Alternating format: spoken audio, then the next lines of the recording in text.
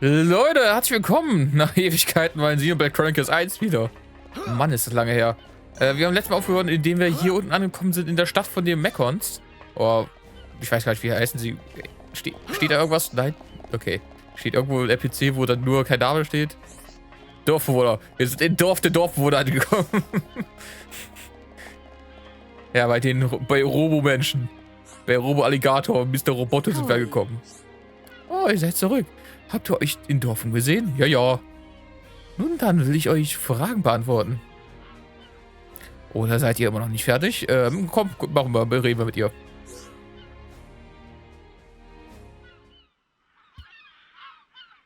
So, are you Mechon? In one sense we are, and in another we are not. It is a fact that the weapons you call the Mechon were created by our civilization.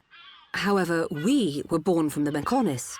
By your understanding, it would be correct to say that we are the same as Mechon. A form of mechanical life born of the Mechonis. Is that correct? From our perspective, you are forms of organic life born of the Bionis. Life born of the Mechonis? So there is life here, just like on Bionis? Explain to us why you invaded our world. What did we ever do to you? I understand your feelings, but please, there is much yet to tell you. Dunban, please hear her out. But... These Machina, they're good people. Fiora? You do not look fully functional. Ever since she was given this body, she hasn't been feeling too good. But we honestly don't know what to do. Do you mean to tell me you are not Machina? Why didn't you tell me sooner? I'm okay. Really. Nonsense. I am a doctor. Do not worry. I specialize in people in your... situation. Just as I thought. You were transformed into a face unit. You are experiencing a functional breakdown in multiple locations.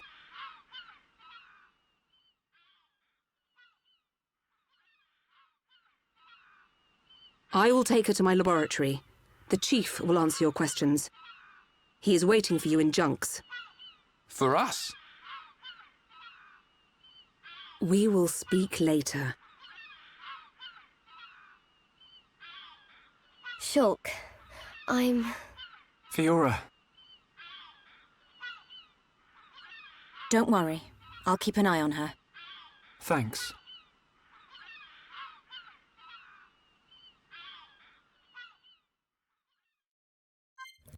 Toll, wir werden jetzt also von eins zum anderen geschubst.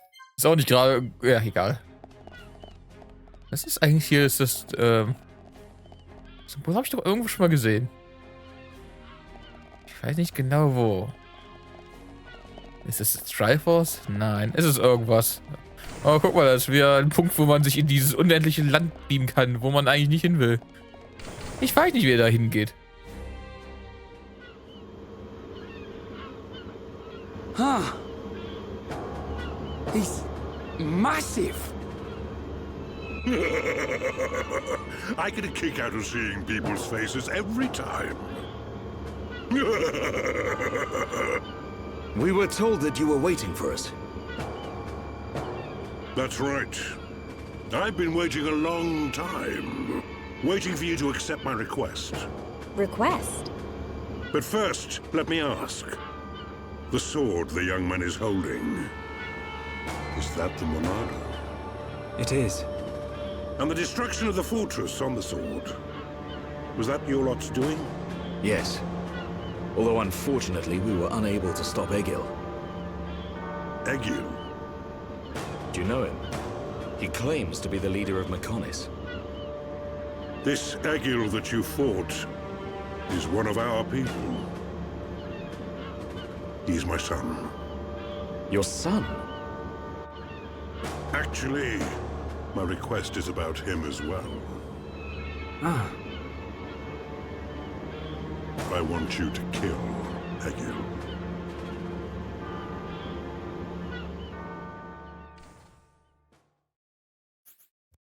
Ey, ich bin immer gerne dafür, die Kinder zu töten. Ich bin großer Anakin Skywalker-Fan. Also, die Szene in Film 3 war mein Lieblingsszene aus Star Wars. Immer schnell weitermachen, bevor ich mich hier in irgendwas reinrede.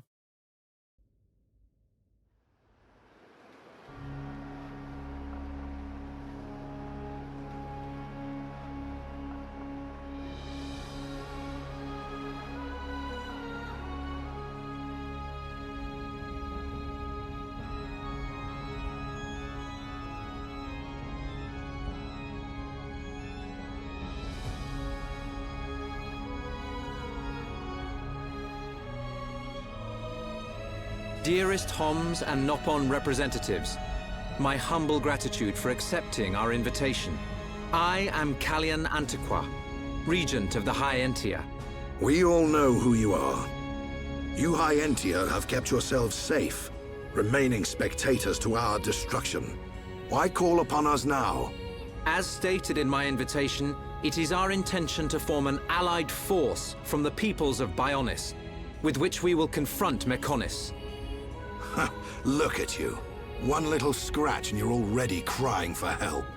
I cannot deny this. The attack did serve as the catalyst, but the fact remains that things have changed. When we needed help at the Battle of Sword Valley, our cries were ignored. Give me one good reason why we should bother. Huh? I understand your anger. Our selfishness was inexcusable. However, please hear what I have to say. Listen to why our stance has changed. Stop talking if you like, but no promises we'll stick around till the end. We High Entia were mistaken. We believed that if we were attacked by the Mechon, our power alone could repel them. But a brave group of young heroes showed us the error of our ways. When the Mechon descended upon Erith Sea, Shulk fought with a courage I have never seen. I was most surprised to see that this group was comprised of different races. Homs, Nopon, High Entia, although different, they trusted one another as friends.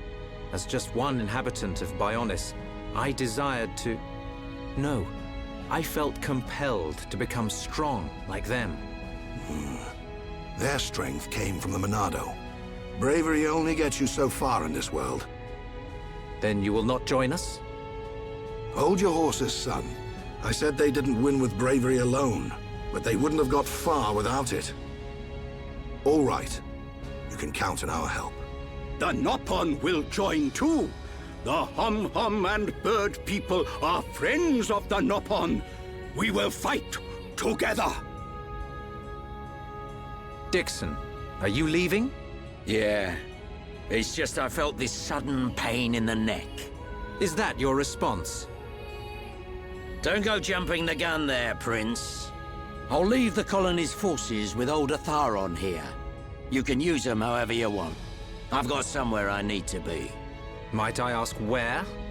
A battle's more than just a head-on assault. The sooner you realize that, the better. I better go and remind Shulk and all. So you know of their whereabouts? I told you. I've got a pretty good idea. Dixon! Yeah? If you should meet Shulk... What? I have something I want you to tell him.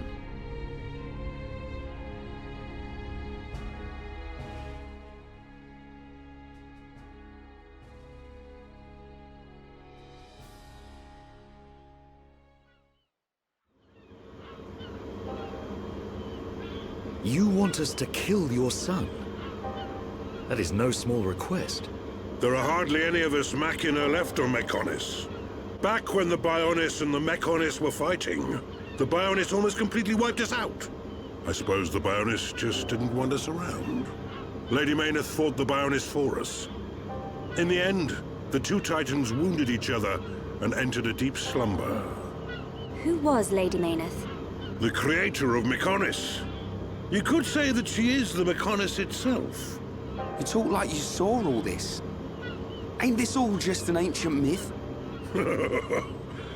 I know I look young, but I'm actually quite old. I saw the whole thing with my own eyes. You can't be serious. The people of Mechonis must have a longer lifespan. Just like we High Entia live far longer than Homs. I get that, but he can't have lived that long. But why do you want your son dead? From what you've told us, I would have thought you'd want us to destroy the Bionis rather than kill your own son. Egil was a brilliant young man. Clever, strong, and kind to the less able. But he never forgave the Bionis for what it did, and he swore to take revenge. So he wants to do to us what the Bionis did to the Machina? Correct. Egil is trying to eradicate all innocent life on Bionis. He has to be stopped. Didn't you ever try to stop him? We tried once. A lot of people were killed. He's blinded by revenge. Even Lady Mayneth herself couldn't convince him to stop. Where is Egil now? Most likely the Mechonis capital. He's trying to restore its former glory all by himself. I feel sorry for him. Oi! What are you talking about? Did you forget what he did to us? I haven't forgotten, or forgiven. But Egil's clearly suffered a lot in his life. You don't feel any sympathy at all? All I know is, this stinks. Who cares what he's been through? Rhine! I understand about Egil. But why us? You should be aware that Shulk's sword, the Monado, has the power to destroy Mechonis weaponry. It's said that it was once the sword of the Bionis. Doesn't the very sight of it make you quiver? Xanta. Huh? Oh, just talking to myself. If you're gonna kill Egil, you'll need all of that sword's power. That's how strong Egil is. But enough talk. You must be tired. Take your time and think it over.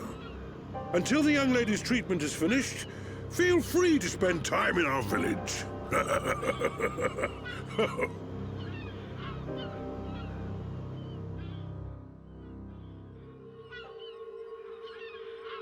She has done well to survive such injury. What do you mean? Is she sick? Since you seem to have knowledge of Hom's medicine, I'll explain it like this. I'm afraid she's had several of her organs removed. Am I correct in assuming she was configured to operate inside a Mechon? That's right. She has been transformed into a Mekon's central nerve unit. Her blood can now circulate through a Mekon's components. How? I believe her immune system is now configured for compatibility with the Mechon. That's why her strength has depleted. But you can treat her, can't you? Please. Of course. Even as a Machina doctor, I cannot turn a blind eye to this butchery. With our equipment, she will regain her strength, but she will be stuck with this body. I cannot restore her flesh and blood Hom's body. That's okay. I don't want to be a burden to Shulk. I don't care if I have a machine body. Just make it so I can fight beside him. Fiora, leave it to me. If that is your wish, I'll do my best.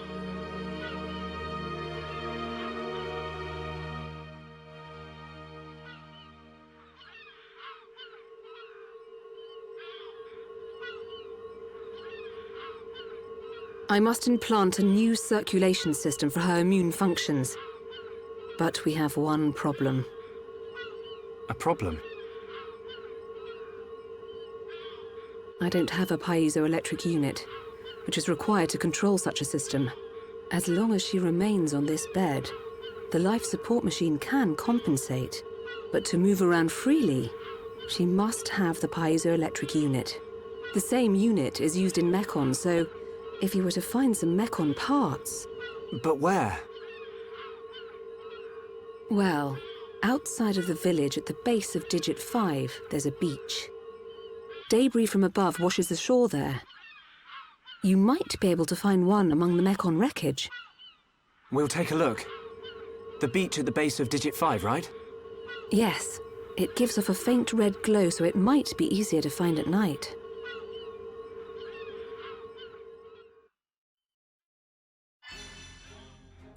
Also müssen wir jetzt Ersatzteile suchen. Cool. Dann let's go. Sidequest machen wir nicht mehr. Ich spreche die jetzt nicht an. Das haben wir ignoriert. Wir werden es auch weiterhin ignorieren, weil Sidequests verdammt langweilig sind in diesem Spiel. Wir können mal wieder Sidequests machen, wenn wir in Xenoblade Chronicles 3 angekommen sind, dann nicht in Xenoblade Chronicles 1. Und in 2 machen wir tatsächlich, das kommt jetzt nicht die Woche, sondern nächste Woche, wenn dieses Video, wenn ihr es live guckt, oh, live, wenn ihr es guckt, wenn es hier rauskommt, machen wir tatsächlich weiter in Xenoblade Chronicles 2, hoffe ich, wenn nichts dazwischen kommt. Ich meine, ist ja auch mal spontan jetzt die Krankheitsmutter mal, seit Ewigkeiten. Ja, ich mache auf jeden Fall dann die ganzen Sidequests von den Blades. Das heißt, ich hole die letzten Blades und mache ihre Sidequests. Und danach machen wir die letzten paar Story-Quests und sind dann fertig sogar mit Xenoblade Chronicles 2. Mal sehen, wie lange das noch dauern wird. Ich schätze so auf 10 Folgen, wenn es hochkommt. Wenn es nicht so hochkommt, könnte es auch weniger werden. Oh, guck mal, das ist ja ein Robomann. Oh Mann, bin ich unterlevelt. Warum bin ich so ein niedriges Level? Wenn die schon Level 54 sind. Na, habe ich jetzt aber ein Problem irgendwann, oder? So, schön hast. Ich mach dich beim Meckern einfach sofort kaputt. Was ist denn jetzt kaputt hier? Ich bin ins falsche Gebiet gelaufen. Ich bin hier voll ruhig geworden.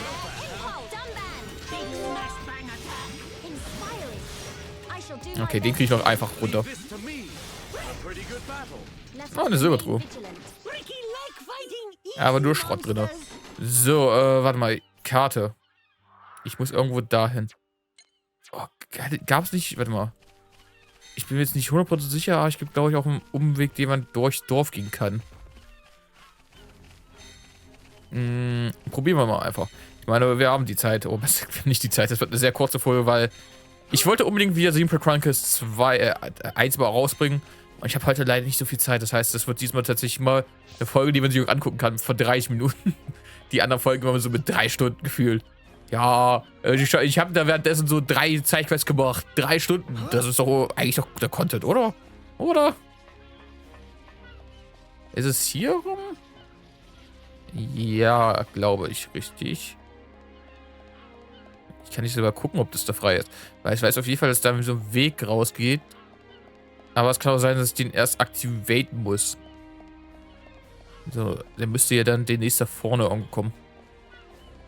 Da ist nicht so ein Loch in der Wand und da kann man dann so Tunnel nehmen und könnte eigentlich, glaube ich, damit sich um einiges an Weg sparen. Was bist du eigentlich? Ein Dorfbewohner. Ach so. Ach, das ist ein Kind. Ich habe ganz vergessen, wie Kinder aussehen. Und ist es hier? Andere Seite. Na toll. Das heißt, wir müssen eigentlich einmal komplett drumherum gehen und kann dann das Ding aufmachen. Schön. Ja, wir gehen normalen Weg. Und das werde ich schon so, wie ich Zeit habe. Meine Fresse. Aber ey, ich meine, wir haben Story gesehen eigentlich. Was kann noch so passieren? Wir haben eigentlich das Beste schon gesehen, was jetzt passieren konnte. Ja, komm. Ich hasse diese Stelle hier. Ich hasse es so dermaßen, Leute. Ich sag's euch. Wieso? Du springst. Guck dir das doch an. Du springst so hoch wie das Ding. Oh nein. Hier, das ist so wie, als ob du mit der Katze spielst. Du weißt nicht, kratzt dich gleich oder kratzt dich nicht, wenn du hier rüberläufst. Fällst du ins Wasser oder fällst du nicht rein. Aber hey, die Katze hat ihre Krallen eingefahren gelassen. Das tat tatsächlich nicht weh, wo ich mit ihr gespielt habe heute. So, und dann gehen wir... Ah, hallo, Herr Dorfbewohner, wir haben uns ja eben schon mal gesehen. Nein, ich bin nicht reingelaufen, ins Wasser gesprungen, wieder rausgelaufen. Sowas würde doch nur Wahnsinniger machen. Und ich bin nicht wahnsinnig. Ich bin wahnsinnig gut aussehend, aber mehr bin ich auch nicht. Das ist voll cool, man kann hoch auf diese Finger klettern. Da oben sieht man noch so eine kleine Rampe, kann man da runterspringen. Ja, das ist glaube ich, das Coolste auf dieser Map hier. Also auf den Abschnitt der Map. Also generell. Die Map ist eigentlich schon, wenn man so mal jetzt außerhalb von Map-Design geht oder sowas, eigentlich ziemlich cool, wenn man sich so ein bisschen überlegt, was man hier eigentlich gerade betritt. Du läufst im Prinzip nur auf einer Hand rum. Und das Ding ist fucking groß. Ich liebe das halt an Xenoblade Chronicles 1, dass diese Maps so einfach so fucking genial cool sind. Weil, wann kannst du einfach mal sagen, ja, ich bin im Videospiel gerade auf der Hand gelaufen und konnte von unten aus schon den Rest des Körpers sehen, der oben im Himmel schwebt. Ich weiß nicht, also Xenoblade Chronicles 2 hat das nicht so viel gehabt, würde ich mal sagen. Also es hat viel gehabt, weil du läufst immer noch auf Titanen sozusagen rum, also auf großen Leuten, aber ich würde halt nicht so sagen, dass du das Feeling hast wie in Xenoblade Chronicles 1. Xenoblade Chronicles 3 würde ich es überhaupt nicht sagen übrigens. Da hätte ich jetzt überhaupt nicht das Gefühl gehabt, dass ich irgendwie mal irgendwas Gigantisches dann mäßig hochklettern gehe und sowas. Das ist eher humanoid gebaut, als dass es normale eine Größe ist. Oh, wenn wir hier sind, kann ich aber mal was Cooles zeigen, tatsächlich. Ich hoffe mal, er greift mich an. Dann greifst du mich halt an.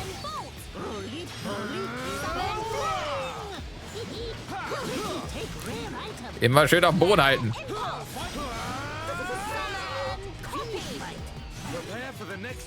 Tapferkappe. Da bin ich auch richtig tapfer. So, man fragt sich ja vielleicht, was passiert denn eigentlich aus Metal Face? Ja. Also, ich will nichts sagen, aber nachdem der Speer hier durch den Kopf gegangen ist, in den Körper rein, der ist tatsächlich tot. Jetzt ist er wirklich tot. Davor hat der Munker noch überlebt, aber jetzt sieht man seine Leiche hier. Das finde ich halt echt cool, das Detail, weil man könnte sagen, er ist ja nicht so weit fern von uns runtergestürzt. Weil wir sind ja nur leicht in diese Basis reingegangen und haben ja dann sozusagen auch einen Absturz gemacht. Darum finde ich das eigentlich nicht so cool, dass man ihn hier findet. Man müsste eigentlich, wenn das doch noch ein paar andere Mechons finden, die eigentlich auch mit ihnen runtergefallen sind, ja in Logik her.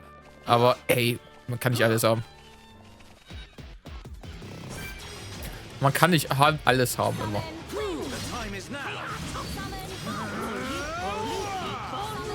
So.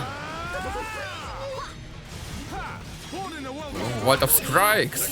Against the odds. We choose to fight. Ha, das Blam.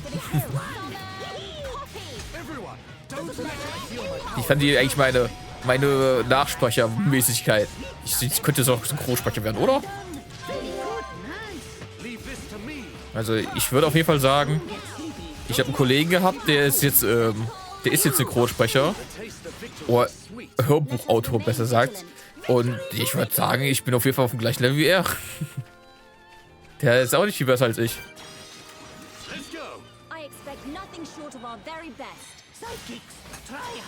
Ich finde schön, dass der Prototyp einfach probiert hat, gerade die Toten zu holen. Kumpel, Kumpel, Kumpel, wir werden angegriffen. Nein, der ist schon tot.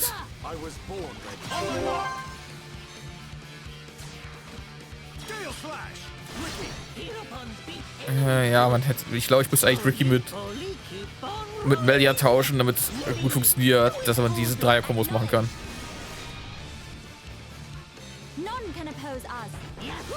Melia ist halt die ultimative Kombo-Maschine. Oh nein, jetzt fängt es an zu regnen, weil Feuer. Das ist ja hier wie in Naruto. Da hat der Sasuke auf den Feuerball in die Luft geschossen, da hat auch angefangen zu regnen.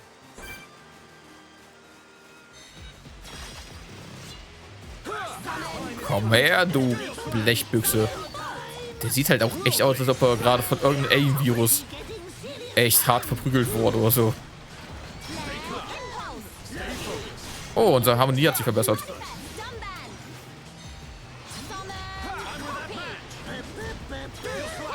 Burning. It's a burning man. Halleluja, it's a burning man. Oh. Ja, lauf, lauf, lauf. Lauft, lauft, lauft. Wir haben jetzt keine Lust, gegen einen Boss zu kämpfen.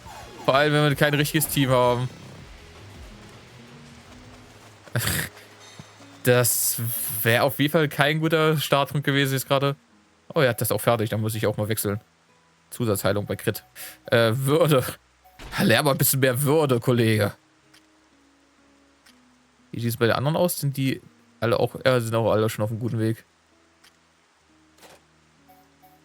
Melia fehlt jetzt halt Fiora, Shulk, Ryan und Charla.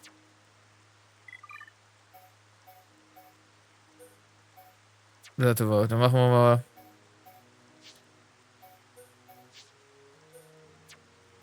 So. Ach, Schale haben wir auch nicht dabei, ne? Wie sieht denn das eigentlich mit den anderen aus? Du hast auf jeden Fall... Du bräuchtest die anderen beiden Deppen. Dann tauschen wir dich gegen Ino aus. Ja, da kann ich aber auch... Da kann ich aber auch hier so tauschen. So. Oh Gott, bitte sieh mich nicht, bitte sieh mich nicht, bitte sieh mich nicht, bitte sieh mich nicht. Ja, und weg. Und weg hier. Man könnte jetzt noch so viel machen auf dieser Map, aber nein, weg hier. Nein. Verprügelt ihn. Er darf keine Hilfe rufen. Das hab ich gesagt. Er darf keine Hilfe holen. So. Rot. Ja, ich hab's falsch rum gemacht. Eigentlich müsste da Ryan sein.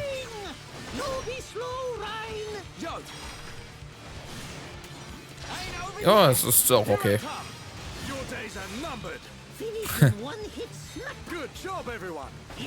Ist auch okay. War jetzt nicht gut. Ich find's auch schön, wie wir auf diesen Minibot einfach alle unsere Force einprügeln.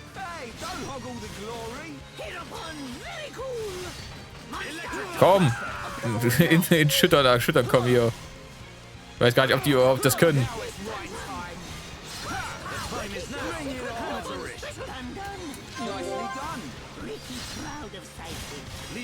So, zack.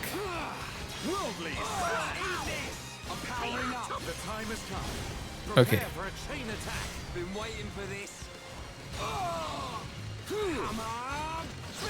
Okay, jetzt machen wir auf jeden Fall die Stärkung. Und jetzt machen wir Ult.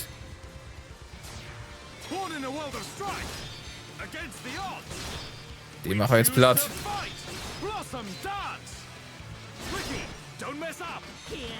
Okay, jetzt umstoßen. Jetzt schlagen. Und jetzt haben wir richtig coolen Schaden gemacht. Geil, oder? Oh, ich habe irgendeine Platine gekriegt. Ein Platine. So, ich glaube, da kann man durchgehen jetzt. Kann man nicht? Hoffentlich. Bitte kann man durchgehen. Bitte kann man durchgehen. Bitte kann man durchgehen. Ey, Leute, man kann da durchgehen. Und wenn nächstes Mal sehen wir, wie ich auf der anderen Seite rauskomme. Leute, wir sehen uns beim nächsten Mal wieder. Haut rein, gute Nacht. Tschö. Ach, Mann, ey.